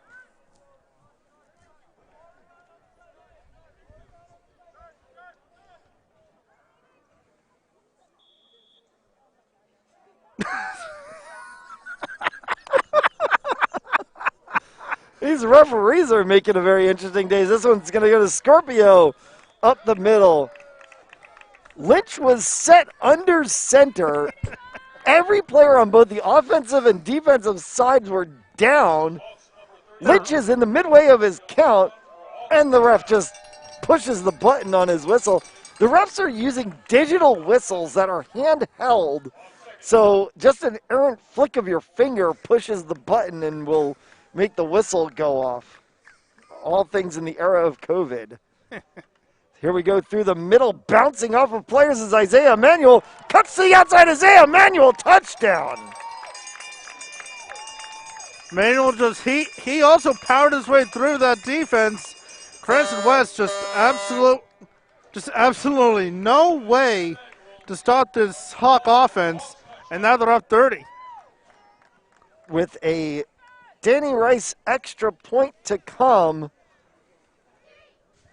and likely a 31-0 lead towards the end of it here, is trotting onto the field is Lesjoy Nayea, the last player on, so that they have 11 on the field. Rice sends this one right through the uprights. And the extra point attempt is good, and a 31-0 lead 3 minutes in to this third quarter of action. Saw Rice talking to the Cranston West kicker at halftime. That was, you don't see opposing players chatting with each other in the middle of a game, and then to see opposing kickers having a conversation with each other. Danny Rice and Matty Alves just having a little chat over on the side of the field during the halftime break, and that's something you don't see too often happening, even in high school level. But yeah, interesting little conversation there. They're talking about launch angles. Of course, Madison Alves is the junior kicker for the Cranston West Falcons. Quite a talented soccer player in her own right. And we'll see what she can bring for her senior season for the Falcons when that gets underway in just a few short months' time. And it's a weird thing to be saying that in the midst of football season. Spring football season. Hopefully come September, everything's back to normal. This one is going to sail over the head of DeGuitis. It's going to bounce and go just about a yard or two in the end zone. I don't know about that. And that will be a touchback, and so it'll be 1st and 10 from the 20. And I feel I've said that a number of times tonight about where the Falcons' offense has started from. It's been 1st and 10 from the 20, 1st and 10 from the 20, 1st and 10 from the 20. Well, that just happens when, you can't get a turnover, A. And B, you're just having a hard time getting the opposing offense off the field and really forcing them into a titty situation. The Hawks have had 1 4th down all day, and they got a field goal out of it. So positive points on every possession, pretty much. We've seen 1 interception and 1 turnover on downs, and this one is going to be a pickup of about 1 on the play. It's going to take it to 2nd and 9 as Stetson continues his adventures. I'd like to see the Falcons try to put a nice offensive drive here. Even if it ends in 3, it's a little bit of momentum and just a bit of a confidence boost. Right now, their confidence is pretty shot. You're down 31 with 8.5 minutes to go in the third. And you might have expected it coming into a game against a team like Hendricken, who's been dominant in Division I throughout the course of the year. 3-0 on the season, has easily won all 3 of their games. They'll go to 4-0, barring some bizarre miracle happening tonight. As Stetson fires one right up the middle. It's caught by DeGuitis, and he's going to take that for a 3rd and about 3 to go. Even though it's impossible the way that Bishop Hendricken is playing, but don't pull an Atlanta Falcons. although this would be worse than a 25-point blown deficit. I don't think we're trying to get to that point, though. All references to that a few weeks ago on March 28th, and a lot of teasing around the New England region about the 28-3 lead the Falcons had in the Super Bowl. Patriots come back to win that Super Bowl on the now retired Julian Edelman making a absolutely outrageous catch is barreling up the middle there to about the 30-yard line, maybe just shy of it, setting up a 4th and very short one. Was number 13, Hudson Carvalho, involved in the play there. Just that element catch. I thought it was an incomplete pass, and then I see the officials run over and say, did not catch that. Saw the replay, I'm like, oh my God, a great and outstanding catch happened the Patriots way. I was shocked. And the mic'd up scene is pretty crazy from him when he's like, I got it. I didn't. No, you didn't. I got it. Chung out wide with Carvalho. Stetson in the backfield. Stetson takes a snap, keeps it himself, barrels through, picks up more. Brennan Stetson off to the races. He's going to get pulled down, and a late hit out of bounds is going to tack on more to this as Stetson goes out at the 45 and then is decked in the middle of the Cranston West sideline. Great run by Stetson. He was able to bounce it to the far sideline and really found a lot of open running space. And one thing that you got to know is that as soon as the player steps out of bounds, the play is over and dead. And when you just hit a guy out of bounds or more, it can lead to injury, and it's just bad discipline all around. And that's a huge break for the Falcons. And see if they can capitalize on that huge break. They haven't been able to capitalize on anything tonight. So with the penalty tacked on, it's going to be 1st and 10 from the 40. Went out at the 50.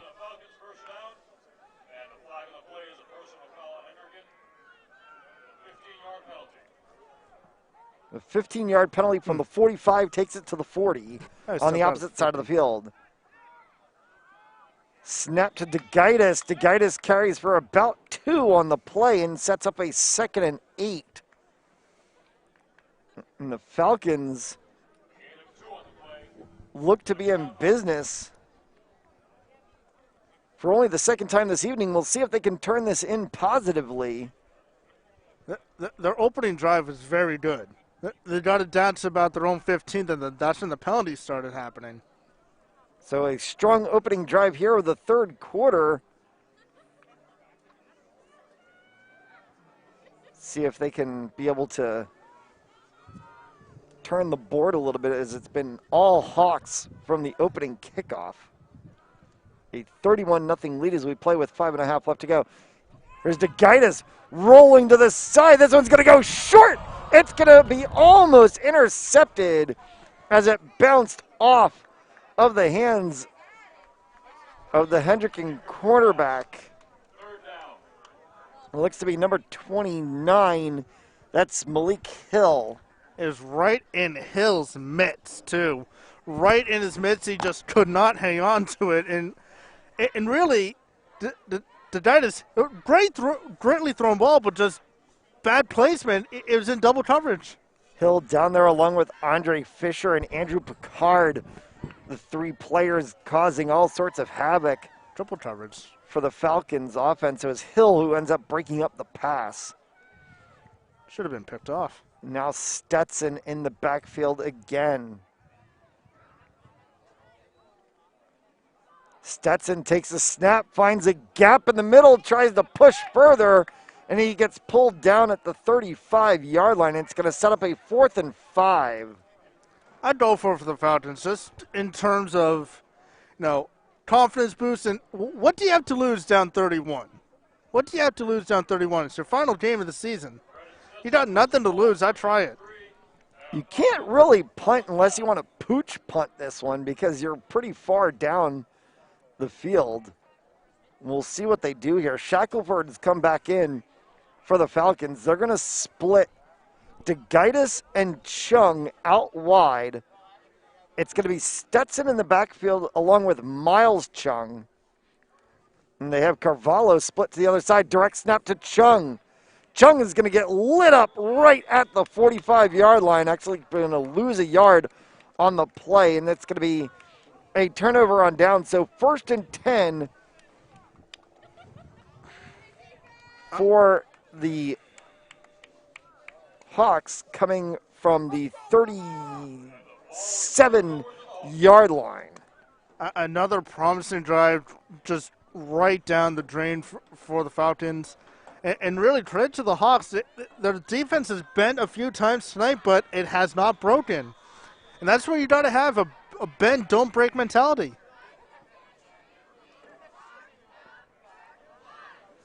.4:17 left to go in the third quarter. The Hawks have already put 7 on the board here in the third to make it 31-0, and they'll trot back out. Lynch under center.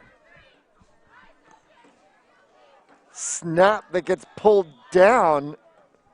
They fumble on the play.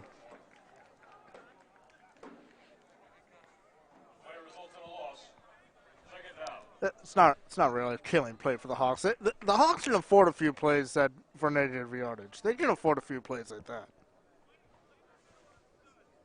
Depends if the Falcons can try to capitalize on something. This game was 7-0 midway through the second quarter. As they have taken Lynch out as quarterback.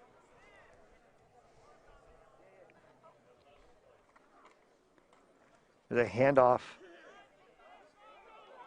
Barreling through the middle and just chugging for more yards is Shine Fernandez. No, now's a good time for the Hawks. If 31-point lead, you're about to enter the fourth quarter. It's not a bad idea to play some of your younger players, give them a little bit of high school experience. I mean, the Hawks are saying goodbye to 20 seniors at the end of the year. So it'll be a great chance for some of these guys who don't get a lot of playing time, a chance to shine and show the coaches what they have for the fall. And rest your players for the upcoming Division I playoffs, still to be held. Playoffs will start May 7th as Fernandez runs right up the gut there, and he's going to get to the sticks. And he'll move the chains for another first down. 2:37 and counting left to go here in the first quarter of the second half. Tricked you there, didn't I? I was about to say.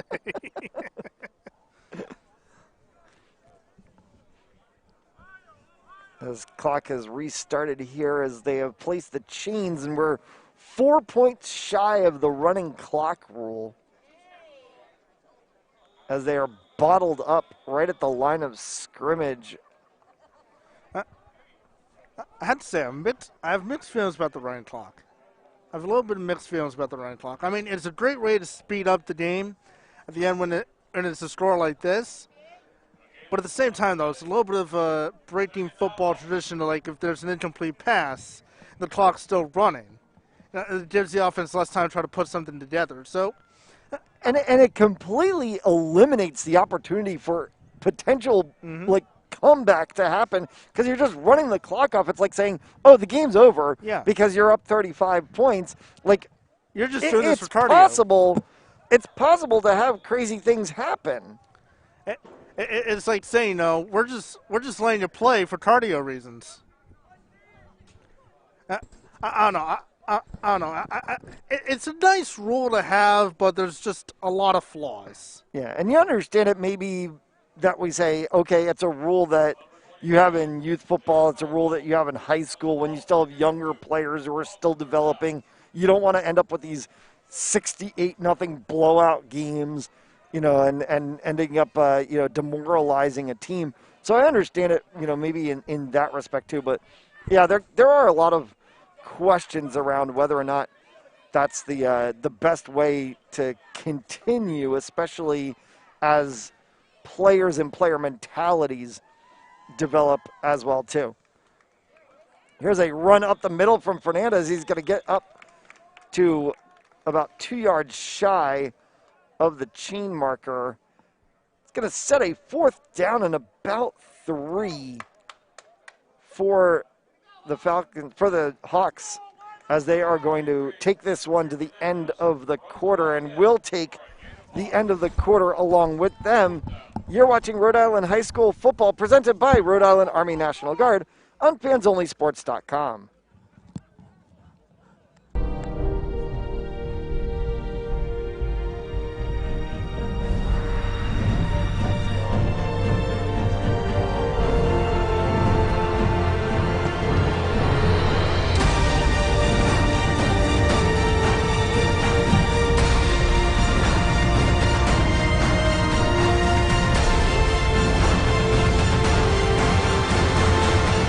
Always ready, always there. Visit NationalGuard.com to find out more.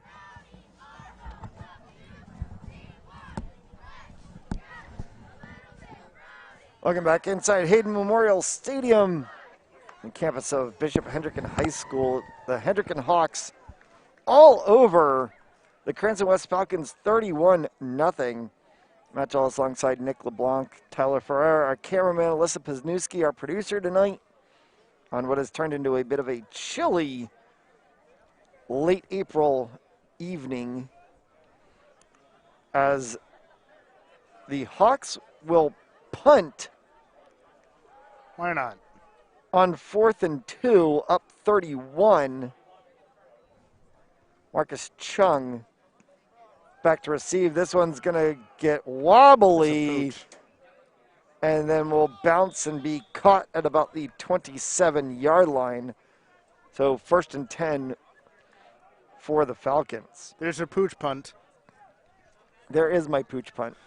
Can I just go back on our last conversation about the running clock? I'm okay with it having it in youth football because, you know, especially the younger part of youth football, because they're just kids. They're just trying to teach them, you know, the basic fundamentals. 8th grade is like, okay, fine. But once you get to high school, no running clock. You know, no matter how bad the score is. DeGaitis continues to slot out as the wide receiver to the left. Stetson in the backfield with Chung. Handoff to Chung. Barrels his way right through the middle. Miles Chung runs down and he gets to the 40-yard line. It's going to be a pickup of 11 on the play, and it's going to be good enough for a first down. He does like that out of Chung. You know, he still powered his way through the offense. He had decent blocking, found a great hole. And you just got to appreciate the competitiveness of Chung right there. You know, yeah, the score is out of hand. Nothing's worked for you offensively or defensively, but you're still out there trying and competing. That's what you got to hope for a coach. Just go out there and still compete.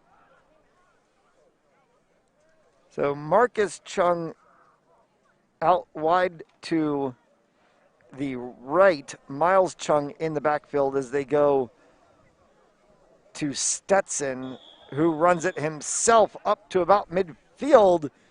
Is he good enough for a first down? He's going to be about a yard shy. About a half yard short. So Brennan Stetson gets a run of about 9 on the play for 2nd and 1. And we see multiple substitutions from the Hendricken side, you know, putting just about everybody else in to this game in the final 10 and change to go. I mean, why not? No point risking the health of your starters for 11 minutes. The number of the starters have taken seats on the bench as well. Stetson's going to get bottled up in the backfield right at the line. Did they say he pushed forward enough? I think they're giving it. Yeah, they're giving They're it to him. going to give it to him. So they're going to give him Wow. forward progression. As the nose of the ball is going to be on the 50-yard line, they're going to say it's good for a Falcons first down. So 1st and 10 from midfield. Well, that's a bit of a gift, but you know, at this point for the Falcons, you'll take any gift possible, really, in a 31-0 game. The referee's trying to push this game a little bit too. The clock started before the chains were actually even set. As soon as the down marker was set, they went for it. Stetson up the middle again. He picks up about 3 this time. It's going to set a 2nd and about 6, 7. Pick up a 3. Yeah, 7 yards. Ball's in the middle of the hash mark. It's right under the wing of the hawk. I almost said eagle again. Hawks and eagles look the same to me. I'm sorry. Stetson with Chung in motion. Direct handoff to Chung. And he barrels up for about 3 on the play. It's going to take him to the 46-yard line, and it's going to set up 3rd and 6. When I did home, I'm researching all my birds again. Need a little aviary research. Get my mind back going straight. Not confused with the Hawken and Eagle. Sorry, they look the same. No birds necessary for tomorrow. We'll be down in Connecticut for CIFL Week 4 action. Central Prep Lions from Harlem, New York, taking a little trip up into Connecticut to play the Southern New London County Mutiny from Groton, Connecticut. Little CIFL spring action. That's a name.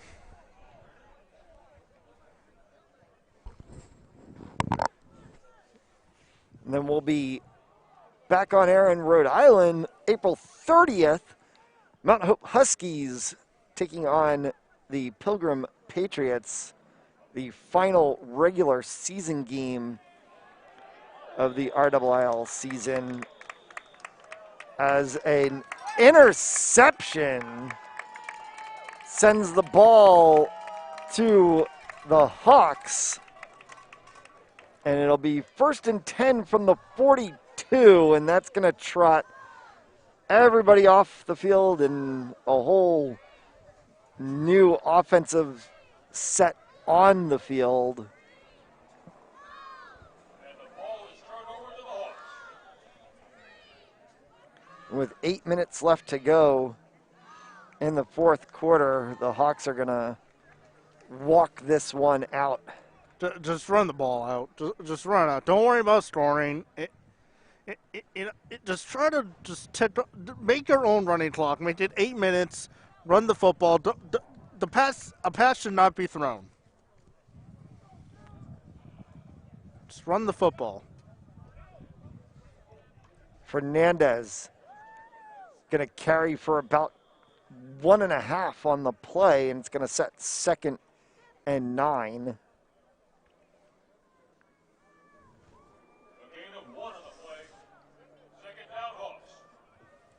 Hawks headed to the RIIL Division I playoffs. Playoffs will begin May 7th. For more information on that, stay tuned to fansonlysports.com. That's fansonlysportz.com. Bishop Hendricken is going to be a tough out. They're going to be a real tough out. Potent offense, potent defense. Bouncing to the outside and running to midfield before he's pulled down as Fernandez. You know, again, you don't like the competitiveness of these young guys for Bishop Hendricken also. You know, yeah, 31-0. You know, you don't have to do anything too fancy, but, still try, still compete. Show the coaches what you have going into the normal fall season, so we hope. Fingers crossed on that one.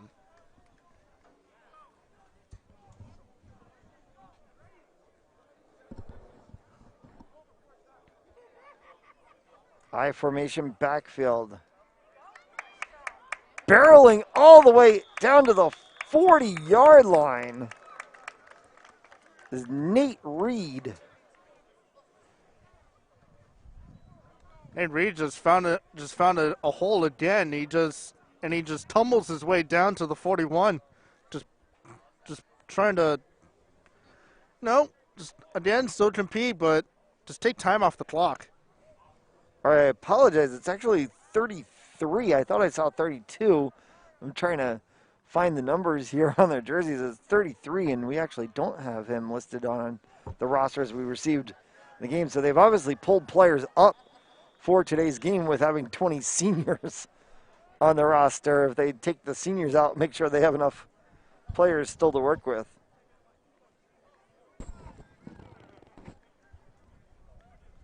.5:45 left to go. And the Hawks heading their way to a 4-0 regular season. Had one game canceled due to COVID. Otherwise, they would have had a 5-0 record potentially. We can only imagine. Imagine the way they've played this year. But with all that being said, they're going to end up with a 4-0 record at the end of all of this. And a clear number 1 seed in the Division I playoffs as Fernandez here runs this one for a pickup of 5. Gets it to just shy of the 35-yard line. It's going to be 3rd and 5. As the stick is just inside of the 30 at the 31.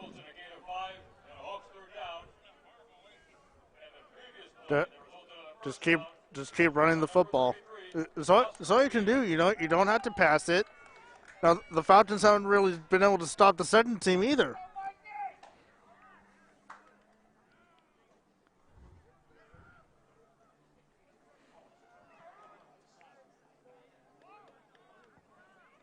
It's a strong run there, trying to pick up a yard on the play, but they're going to be bottled up right at the line of scrimmage.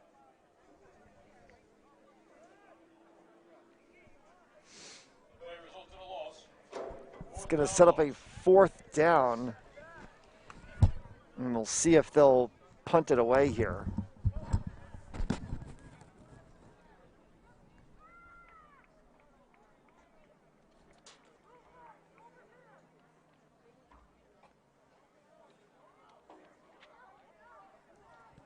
And they're going to try to go for it here on 4th and 5. And running right through the middle, all the way down. Touchdown, Shine Fernandez. Just found a big, wide open hole right down the middle of the field, and he just takes it. And now the running clock will come into effect. If you didn't need an exclamation point to the game, the Hawks just put an exclamation point on the game. As this will send Danny Rice out. My apologies, I checked that one. As Danny Rice had been handling the kicking duties, looks like it might be Gabriel Franco out there. Looks like it. As actually John Santos, number 84.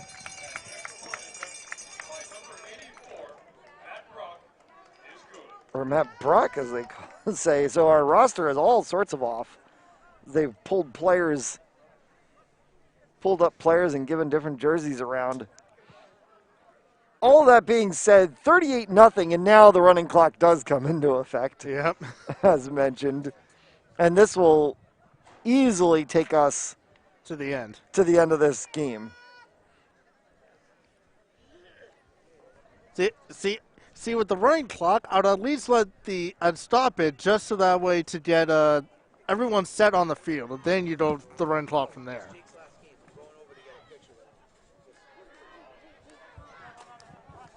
At least let the players get set on the field before you do the running clock. That's another issue I've got with the running clock thing. But what do I know? I'm just a fan of football, and whatever they decide to do for the rules.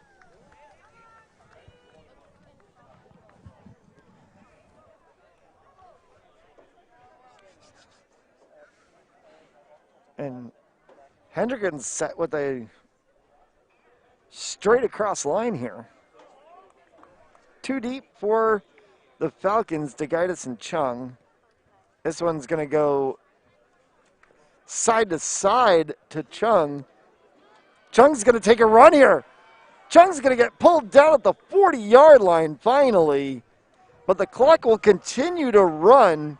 If he ripped that off, then the running clock would die. Brock sends one all the way down. Chung takes it to the 40-yard line, and the Falcons are going to have about a minute to work with. Probably enough to maybe get off of 1 or 2 plays, maybe. There is a 40-second play clock in high school football.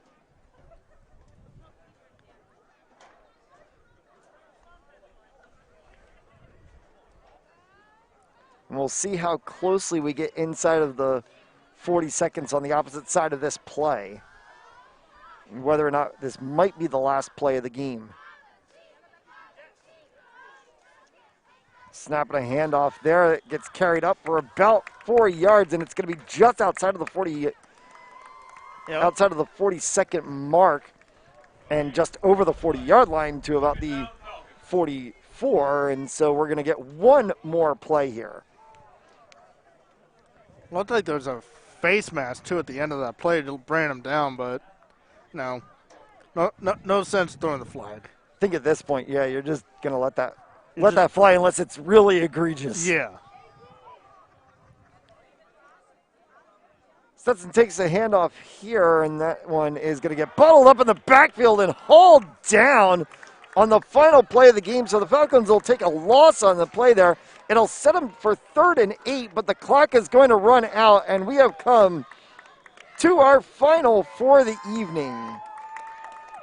So the Bishop Hendricken Hawks go to 4-0 on the season. Cranston West Falcons will close off the year at 1-4, and the Hendricken Hawks will head off to the Division I playoffs. For our cameraman Tyler Ferreira, producer Alyssa Pesnewski, Nick LeBlanc, our color commentator, I'm Matt Jolis. Thank you so much for tuning in. Rhode Island High School football presented by Rhode Island Army National Guard on Fans Only Sports Network. Good night.